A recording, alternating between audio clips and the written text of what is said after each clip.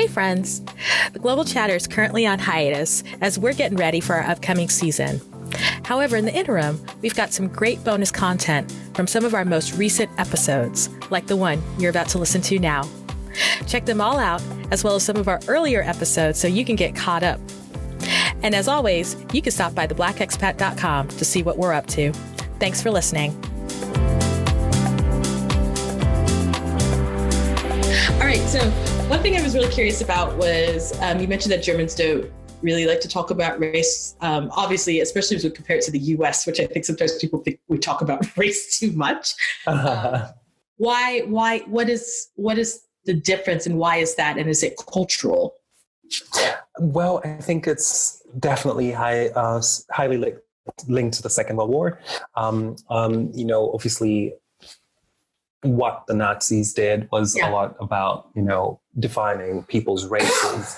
And so, they had to define people as this or that. So, mostly, of course, they targeted Jewish people, but of course, other people as well as, subhuman. And they say that they were subhuman. And of course, it's part of what they link naming races to as well, like what the Nazis did, labeling people and putting them in those categories.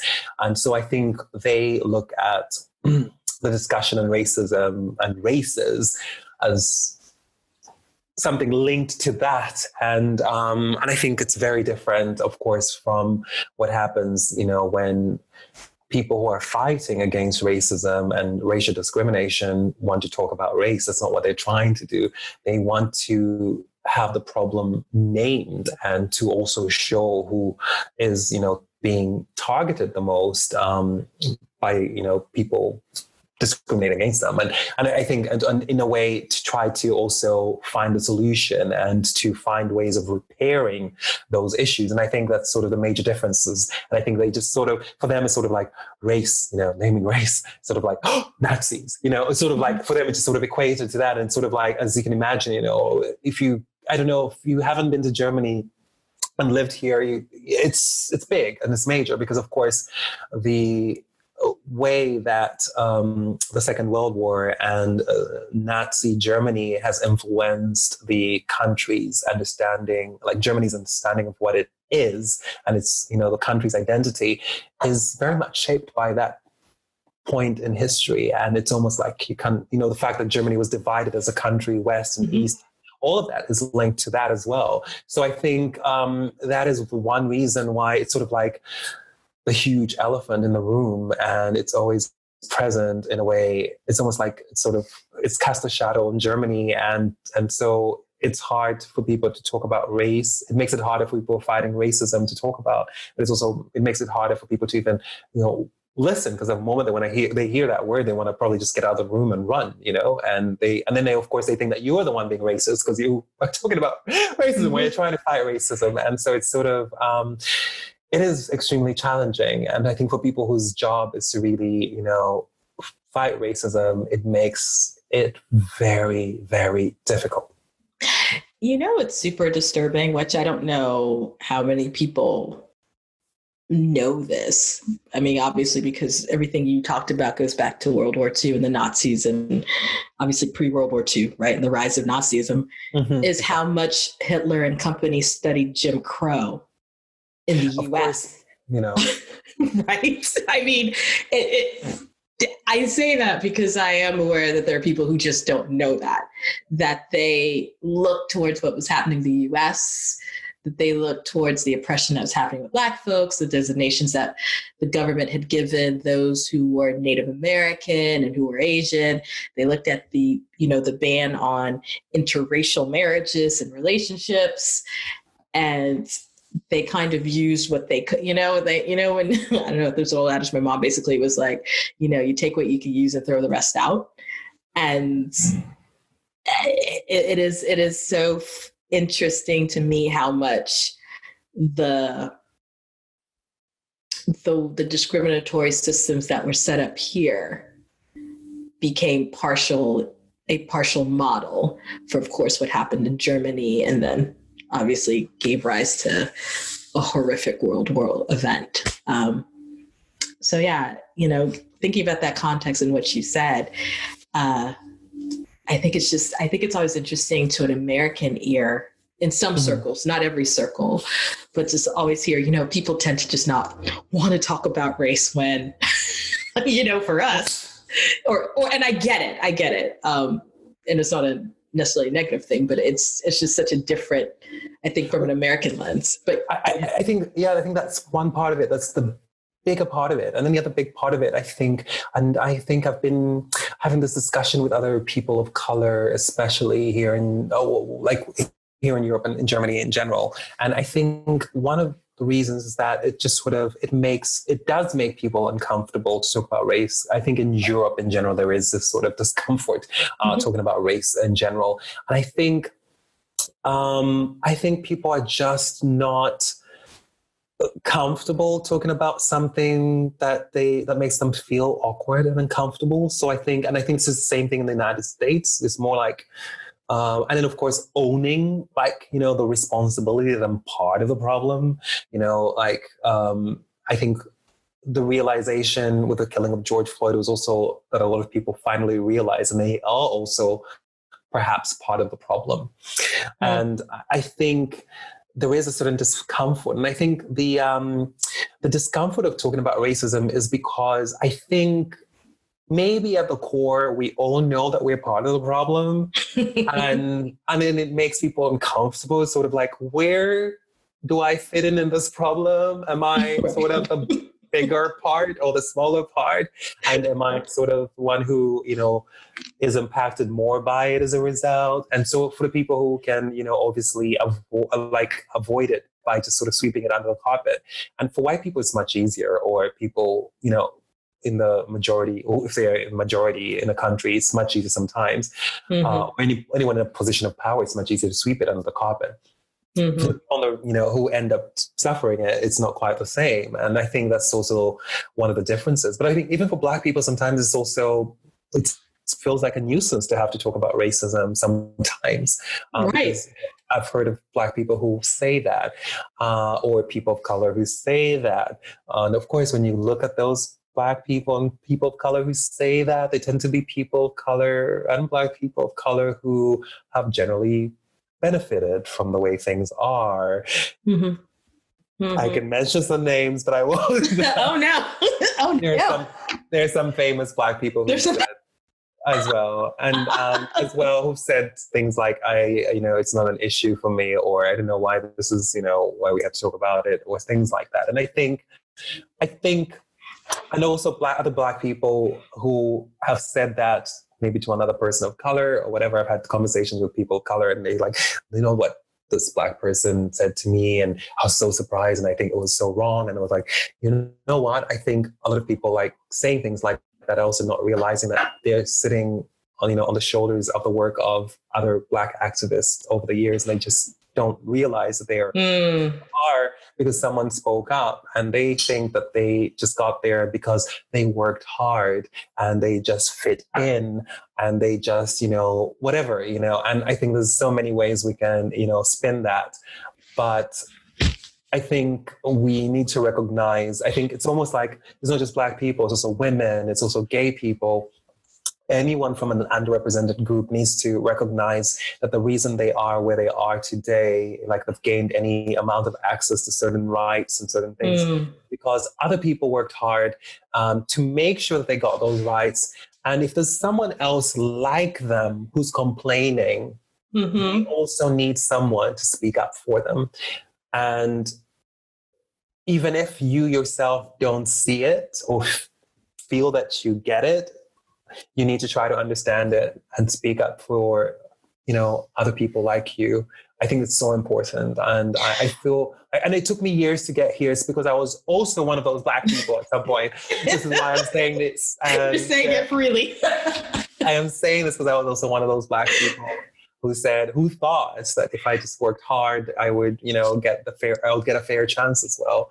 And I know that it doesn't work that way, but it took me a long time to get to where I am.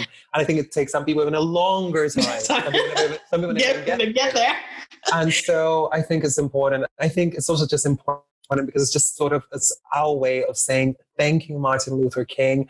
thank you, Nelson Mandela, thank you, and or even the first president of Zambia, of course, who did a couple of other wrong things afterwards. But I mean, thank you for fighting against racism and and discrimination, or thank you, if it's Simone de Beauvoir or whoever you admire, I don't know. And it could be anyone, if you're a woman or if you're a gay man or, if it's, Harvey Milk or I don't know, it could be anyone. And I think it's so important. It's super important. For me, I feel like it's my responsibility because I never saw it like that. And I finally have understood that I think it's important because we are all where we are because someone was fighting for us. And unless you're really in the mainstream, like that stereotype of no one who fought for you, maybe you don't have that responsibility. I think if you belong to that minority or any minority group, then you kind of need to. And you can't just think that you got there on your own merit. Man, you're talking and you just opened up with something I've thought about for a long time in terms of and I'm glad you were kind of open and vulnerable there and saying, I haven't always been at this because I think especially if you are a Black immigrant, right? I'm going to use the U.S. as an example, right? That's my point of reference right now. And sometimes I do see this tension between those who are Black American, right? And those who are Black immigrants who came in the 70s, 80s, 90s, 2000s, maybe even in the 60s. And I always think to myself, look, if there is stuff that you can do as a Black immigrant, right? It's because many of these people bled and died. Exactly. Right? Their ancestors, their grandparents, their grandfathers, their great uncles, great aunts, whomever are the ones who predominantly, right, endured the beatings and endured the police and endured the torture, right? And walked when they refused to take buses because of the prejudice, right? To bring down economic systems. And so it would behoove you to not acknowledge that instead of turning around and saying, well, why don't they just do this? I came from insert this country. Because that I will say does get on my nerves because I'm like, you came from this country because these people fought for civil rights. Okay? Like nobody was checking for Africans in the 50s and the 40s. I mean, am I wrong? Nobody was, most of our countries became quote unquote, and I say this quote unquote free in the 60s and the 70s, and God bless them, some of the 80s, some of the 90s. So nobody was checking for y'all wherever you were. And the fact that it is basically on the blood and on the backs of people like an MLK and of course someone like a John Lewis, but the many nameless people, right? Because those are the names that we know, right? Because that's what history will even tell you, right? The Rosa Parks and whatnot. But the many that came and just endured and fought. And so for you to sort of be like, and we can extrapolate this to other groups, but of course I'm keeping it in the context of Blackness, for you to just be like, well, you got here yesterday. I'm trying to figure out, well, why aren't they doing the way I'm doing? I got my engineering degree and my law degree, and I bought 5 houses without even knowing the history of the discrimination that has impacted these families for centuries. And you're right. Like, I mean, we are where we are because of the work that other people put in. Like, sure. And I always wrestle with this. I don't know if you do. I'm like, yeah, things are hard and there's definitely gatekeepers and there's definitely prejudice. And I definitely deal with it as a Black person. But at the same time, you and I live in 2020 and it is not like it was in 1950. No, exactly. So I don't know how you feel about that, but that's just something that's always in the back of my mind. No, that's exactly what I'm getting at, because I think it's not about just your experience. You also need to also listen to what other people are saying. And I think if there's a good enough number. I think is just sort of, and then of course, if you don't feel too strongly about it, maybe you shouldn't just say anything. It's better not to just say anything. Right. I would say then I'll just say, okay, just don't say anything. And this, of course, sounds like people shouldn't, share their stories and whatever. But I think there's something in it, and but it's just my opinion. Obviously, maybe it's a bit extreme to say that. Nah, I think you're right. You ain't got nothing to add to it. Because I don't know. I don't think you necessarily help the story when you kind of point the fingers and you don't know the context. Because I think if any of us who've been part of a marginalized community, right? Part of being in a marginalized community, it doesn't matter what the community is that your community has taken on battle scars, right? Mm-hmm. There are wounds there, right? And that it's just like if someone puts their hand on a wound in your body, it's going to set you off because it hurts. And so sometimes you're people that maybe look like you or may have a shared identity with you, but saying things that sounds like what the groups who afflicted the pain would say, I think it's hard. I mean, I think that's a tension I kind of wrestle with sometimes too when I look at, I wrestle with that sometimes when I hear immigrants, and I sometimes wrestle with that when I hear people back on the continent who make assumptions about what happens for those of us that look like them but live in the West. Mm-hmm. True. Yeah. I mean, I feel like that's a whole thing, but yeah, it's important, and I'm glad you brought that up. We've got to, I guess that is allyship, right? And allyship. Yeah, exactly. Yeah. Yeah. I mean, what does allyship look like for you? I mean, obviously you're a Black gay man, right? You have an African identity, you have an American identity, you have I guess a bit of a German, I don't know, we've got this this European flavor as well. I mean, what does allyship look like for you?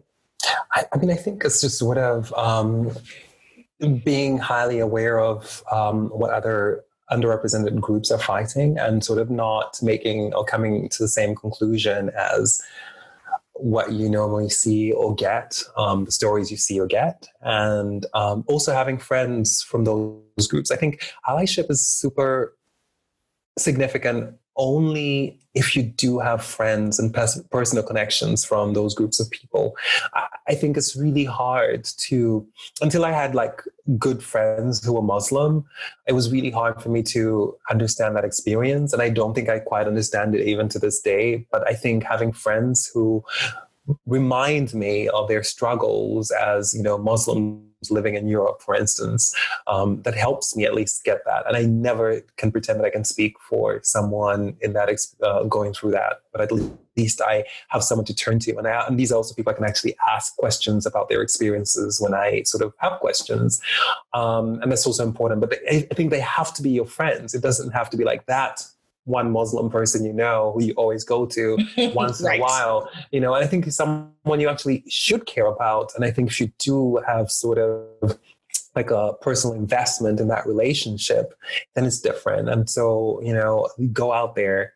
I mean, of course, I don't know how, I don't want people to be asking people like, oh, you're Black, can you be my friend? But I think that would be weird. But I think you just have to go out there and seek those people and find them when you can and really make friends, sort of figure out how do you not have friends from other groups of people. I think this is a question I would start if that was, and just try to sort of really seek out different types of groups of people. And I think I'm lucky because I think I'm Black and gay. Obviously that gives me access to a lot more people. But like I said, I'm friends with Muslims, and people might typically think that Muslims aren't gay friendly, but the Muslims I'm friends with are very super gay friendly. So there you go. So it sort of just opens your eyes, and sort of, you just need to be very open-minded. And I think we kind of touched on this when we did the initial interview, in terms of particularly even allyship within the LGBTQ community. And I know one of the things you mentioned was that not necessarily knowing where you fit in sometimes within Black spaces. Mm-hmm. And I was curious if you could kind of elaborate that more in the context of being a gay man. So is it other just general Black spaces? Is it Black gay German spaces? Like where do you think where's the tension is not the word, but where's the gap, I guess? Well, I mean, I guess there is, I mean, there's this idea of what Black masculinity would be or should be. And so, and that, of course, takes on different forms, you know, within the African American community or, say, within, you know, African communities. Plural. Thank you for saying communities. We need to start saying communities for all these things that are Black, right? Because that's a whole nother thing. Yeah. And so I think it's sort of, I mean, obviously, I know what it's like, you know, in Zambia, for instance, and Zambia is not a super gay-friendly country in general. So when I meet and I know other African countries which aren't, or of them as well, having had, you know, friends and acquaintances from those places as well. And so I sort of almost like tread carefully, like, you know, you gotta sniff out, like, are you, are these people gay friendly or not? And it's sort of, I think that's one reason why I don't feel comfortable within the Black community, most Black communities, because of that. There's that as well. And of course, in Germany and Berlin in particular, it's a very open city. So I think most of the Black people you meet in Berlin will be very open. I think the ones I've met, at least, but there's a reason why I met them, you know, I meet them at certain events and places like that, which tend to, of course, attract that type of crowd as well. You know, if it's like a magazine launch, like literary magazine launch, of course you're going to meet queer friendly Black people, you know. Not to stereotype, but sorry. And exactly, it's just the way it is. And it would be probably more weird if they were more like queer friendly. And so I think that's just sort of that spaces I occupy. And I would want to be, you know, I can't sort of put myself in spaces where I know people are homophobic, because of course I just won't be myself. And that's the sad truth about that. I would like to be able to have conversations with people who don't care. But I mean, on the other, just to sort of flip the coin on that one, I know of people in Zambia who are not that educated. And so I just want to point this out, like, homophobia is not about education. And there are people in Zambia who are not educated who are totally accepting of gays as well. So, or even of homosexuality. And I think they just sort of think there's a saying in Zambia, which basically means what God has created, you should always accept. And they believe anyone, doesn't matter, gay, whatever,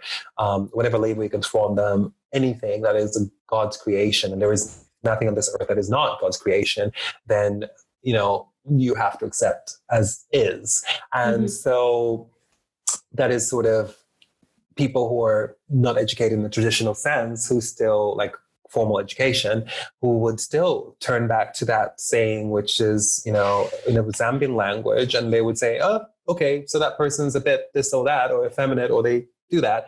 But that's just the way that God made them. That's it, you know. And so, but that the idea of homophobia has more been pushed by, I would argue, Christianity and Christian evangelicals, mostly sponsored by the United States South, you know, pastors and whatever, these movements, and, you know, and who spend so much money, you know, predicating their hate.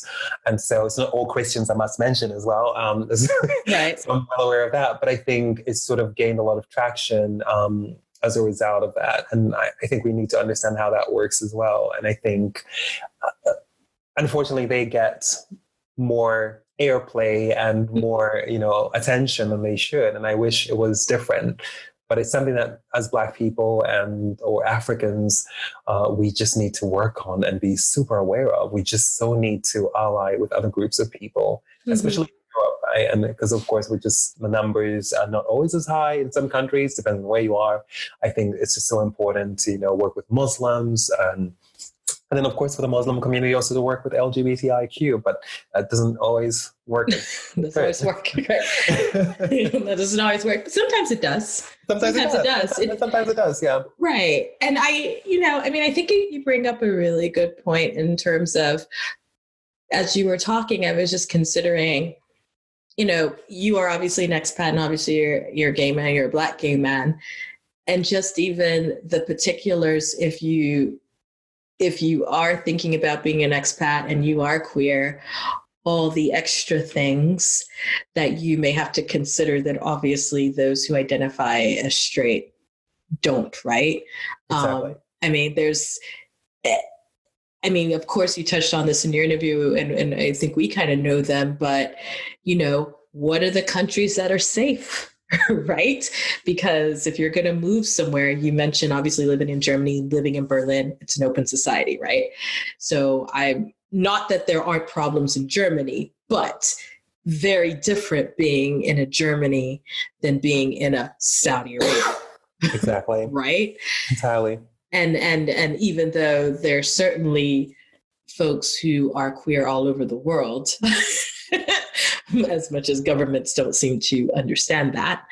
But just the things that you have to consider. And so, obviously you've spent most of your time in the West since you left Zambia as a teenager, but is that something you were considering even in the places that you were willing to go, or was it, well, I'm just going to go wherever regardless? No, it's definitely a consideration. Definitely. I picked countries where I thought it was going to be good and easy for me to live as a gay person, which is one reason I've picked South Africa as well, because I know that, fine, there is also a certain level of homophobia, but homosexuality isn't a problem, at least under South African law. And of course, for someone who's foreign and doesn't have like sort of maybe some of the social connections that might make that a problem, it wouldn't be an issue as much as, say, if I lived in Zambia, where it is, you could be sentenced to prison, for instance. And that's definitely a consideration, even where if I was going to live in Africa where I would want to live, definitely the laws against gay people is an issue. And this is also a problem that African countries need to think of, I think. I think as gay Africans need to make it clear that they, if they can, I'm lucky enough to have that privilege, that they are not willing to live in a country or support a country that, is against gay rights. Yeah. I can visit it, but I don't want to be there, Right. You're right. Safety is an absolute concern. And that's for anyone who's figuring out where they want to go. But obviously, especially if you're in a partnership, which then it is even more visible, right? Because it's also, for anybody who's single, irrespective, right? It's a little bit less visible if you're just by yourself. But obviously, if you're moving somewhere with a partner, you then have to go into the cultural questions, right? Especially for people or countries that are more closed off. And so, so then I guess based on your response, I would imagine in terms of finding safer spaces and communities, you've been able to find them, obviously living in Germany, obviously living in the UK, right? Yeah, it's almost like a balancing act. It's sort of like, oh, what's going to be worse here? Like, if you're Black and gay, this is like, the bad thing, good, okay, not so great, okay, better, or not so great. It's sort of like, okay, you know what I'm getting at here. Yeah. As I think as a Black woman, also, you have to deal with that as well. And I guess it's just something that is the reality for people who are sort of, they belong to more than one underrepresented group of people, or one group of people that is sort of discriminated against. And I think it's a balancing act. And of course, being Black and gay also sometimes in some groups of people can also give me advantages that maybe even a straight male Black might not have. And that's something we can get into another time. Right? I'm not celebrating that. I'm just saying that's just the way it works. Yeah. I think a straight Black man is perceived very differently from a gay Black man, even by, say, a well-meaning white person, whatever that is. But you know what I mean? Like perhaps I can't think a bit, you know, what I might be getting at, but I think it's sort of like, it's not the same thing. Yeah. And they would perceive that person differently. But of course, you know, the first thing that people see about me is that I'm a Black man. They don't see that I'm gay, and that's something that I'm aware of. But at every moment then, as a gay Black man, I'm also coming to a conclusion on what's the right moment to out myself, and if outing myself is actually advantageous. That's part of the code switching. Because of course, as a gay man, I'm also code switching. I'm code switching between a straight identity, which is a presumed identity, and a gay identity, which is really what part of my identity is. And so there's also that code switching element in being a gay person. And that, you know, gay people obviously do on a daily basis, and out themselves, you know, time and time, and or like even maybe several times, sometimes several times a day. And you're also calculating if actually outing yourself is going to work to your advantage. And we are aware that sometimes it does. But it also can be used against you, but in the same situation at a later point in time, much like, you know, being Black. Right. No, exactly. Well, and I also, I feel like I had a conversation about this with someone where, you know, if you're queer, but you're a foreigner, I forgot what country it was in, right? People were cool with it. Yeah, right? Exactly. But if you were queer and you looked like the local population or part of the local population, it was a different story. Exactly. And so just I think even you bringing to light that sometimes you're having this code switching and choosing when to out yourself, right? More than once, right? Whereas at least from a visible standpoint, right? Once you've seen that I'm Black, exactly. It's not, I mean, obviously code switching happens in different ways. So we've talked about language, but I don't have to keep reminding you, you know, the first time you see me, you may be surprised, oh, she's a Black woman. But after that, it is what it is. Whereas, you know, every person can see what you are as you approach them, where you are, right? It's different when you're queer. And I can only imagine then when you're in a different cultural context than the one you grew up in or that you're most familiar with, and how you navigate that. And so, you know, you're always bringing the insight. That's why I like talking to you. You're always bringing something new to the conversation. So I guess we got a bonus episode out of this, because this might be a standalone, just for everything covered. So let's do that. I don't mind the bonus episode. I'm going to let Justin know, because I was like, okay, we're going to answer that question. But then we got down this rabbit hole and I was like, nah, we got to talk about this though. Since it came up, let's cover it. So thank you so much again for hanging out with me.